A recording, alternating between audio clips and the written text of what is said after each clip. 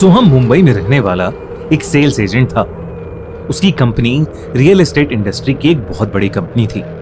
सोहम ने एक कंपनी कुछ ही महीने पहले ज्वाइन की थी, मगर उसकी लाइफ का गोल था ढेर सारे पैसे कमाना, इसलिए वो अपना काम बहुत मन लगाकर करता था। सोहम कुछ ही महीनों में ऑफिस का सबसे ज्यादा प्रॉपर्टीज बेचने वाला एम्प्लॉय बन गया था और उसका बॉस भी उसे ही ज्यादातर प्रोजेक्ट्स देने लगा था। सोहम ने ऑफिस में एक दोस्त भी बनाई थी, ऋतु। ऋतु भी सोहम की तरह एक सेल्स एग्जीक्यूटिव थी। वो दोनों साथ में काफी वक्त बिताने लगे थे और एक दूसरे से प्यार करने लगे थे। एक दिन सोहम के बॉस ने उसे एक बहुत बड़ा प्रोजेक्ट दिया और उसे जल्द से जल्द वो प्रॉपर्टी बेचने को कहा। सोहम तुरंत ही उस प्रॉपर्टी के लिए बायर्स ढूंढने लगा। कुछ दिनों बाद सोहम को एक सूटेबल बायर भी मिल गया, मगर वो प्रॉपर्टी और वो बायर दोनों ही पुणे में थे, इसलिए सोहम का पुणे जाना बेहद जरूरी था। ये सोचकर सोहम थोड़ा परेशान हो गया, क्योंकि 2 दिन में ऋतु का बर्थडे भी था।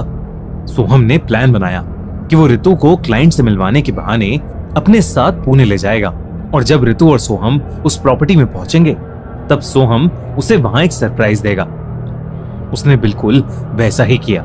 ऋतु के बर्थडे ईव पर सोहम उसे लेकर पुणे निकल गया। वो दोनों खूब एंजॉय करते हुए जा रहे थे। सोहम ने मुंबई पुणे एक्सप्रेसवे लिया। रोड को बिल्कुल खाली पाकर वो बहुत एक्साइटेड हो गया। वो गाड़ी बहुत तेज स्पीड में चलाने लगा और ऋतु ने भी म्यूजिक की वॉल्यूम बढ़ा दी। उस खाली एक्सप्रेसवे पर सोहम की गाड़ी की स्पीड बढ़ती ही जा रही थी। उसने देखा कि आगे एक टनल आने वाला है, तो उसने स्पीड और बढ़ा दी और मजे मजे में गाड़ी की हेडलाइट डिम कर दी। टनल के लाइट्स और गाड़ियों की डिम रोशनी में वो टनल और भी ज्यादा शांत लग रहा था और उनकी गाड़ी का वो म्यूजिक पूरे टनल में गूंज रहा था।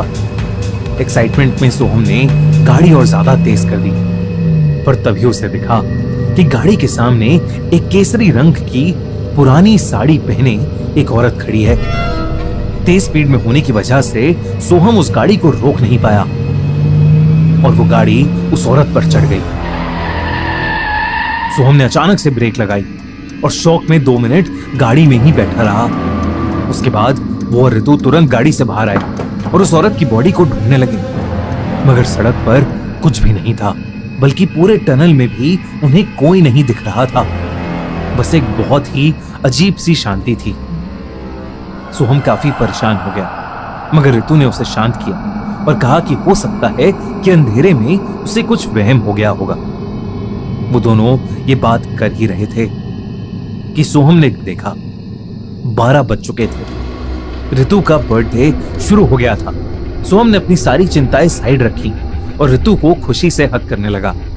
उसने गाड़ी की डिग्गी खोली और उसमें ऋतु के लिए एक केक था। ऋतु उस केक को देखकर बहुत खुश हो गई। वो केक काटने ही वाली थी कि अचानक वो एक स्टैचू सी वहीं जम गई। सोहम ने ऋतु को पुकारा, उसे हिलाया, लेकिन ऋतु कुछ रिएक्ट ही नहीं कर रही थी।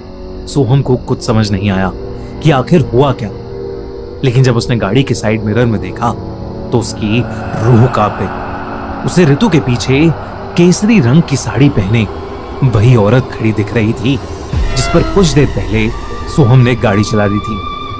वो औरत खून से लथपथ थी और उसका पूरा चेहरा एक्सीडेंट की वजह से बिगड़ चुका था। उसके कंचे जैसी आंखों से वो ऋतु को घूरे जा रही थी। सबसे डरा देने वाली बात तो ये थी कि वो औरत असल में दिख ही नहीं रही थी, सिर्फ गाड़ी के साइड मिरर के शीशे में दिख रही थी। अचानक ऋतु का पूरा शरीर कपकपाने लगा। उसका चेहरा नीला पड़ गया और नाक, मुंह और आंखों से खून आने लगा। बिल्कुल ऐसा लग रहा था जैसे ऋतु पर किसी ने कब्जा कर लिया हो। वो सोहम की तरफ मुड़ी और बहुत ही डरावने तरीके से हंसने लगी। सोहम उसे देखकर बेहद घबरा गया और भागकर गाड़ी में बैठ गया।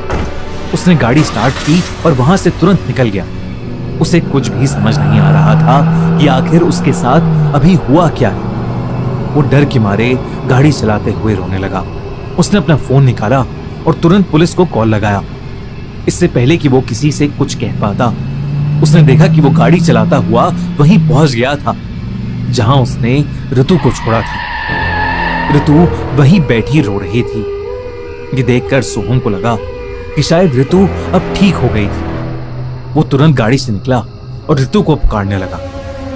ऋतु ने सोहम को देखा और तुरंत दौड़कर उसके गले लग गई। सोहम ने उससे पूछा कि आखिर उसे हुआ क्या था, मगर वो कुछ नहीं बोली।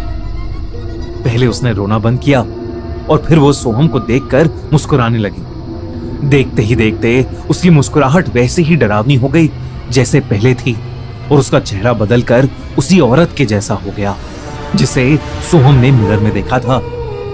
ऋतु उस केसरी रंग की साड़ी वाली औरत में बदल चुकी थी। सोहम को अब समझ आ गया था कि उसका सामना किसी भयानक आत्मा से हो रहा है। इससे पहले कि सोहम कुछ कर पाता, उस औरत ने सोहम का गला पकड़ लिया और जोर से चिल्लाते हुए सोहम का गला दबाने लगी। सोहम को अपनी छाती में भी बहुत तेज दर्द होने लगा, जैसे अंदर से कोई उसके दिल पर दबाव डाल रहा हो। तभी पीछे से आ रहा एक ट्रक रुका और ड्राइवर ने जल्दी से बाहर निकलकर सोहम पर एक पाउडर जैसी चीज डाल दी, जिसके बाद वो औरत वहां से कहीं गायब हो गई।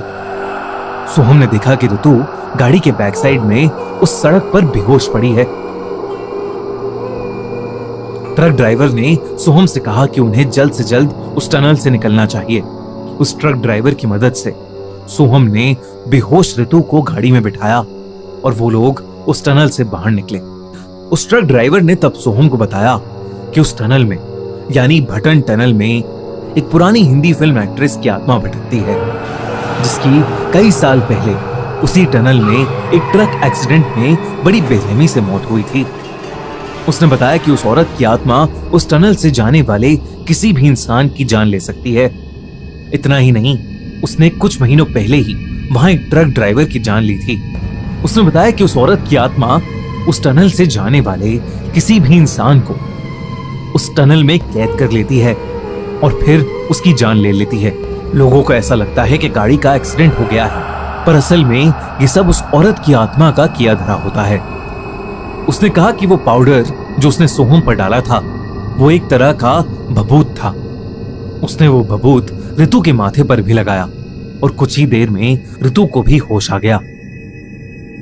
ऋतु को अपने साथ हुई घटना के बारे में कुछ भी याद नहीं था, लेकिन सोहम जानता था कि कैसे वो दोनों आज मौत के मुंह से बचे हैं। कई लोग कहते हैं कि मुंबई पुणे हाईवे का वो टनल हॉन्टेड है, और कई लोगों ने तो सोहम की तरह उस औरत को उस टनल के आसपास भटकते भी देखा है।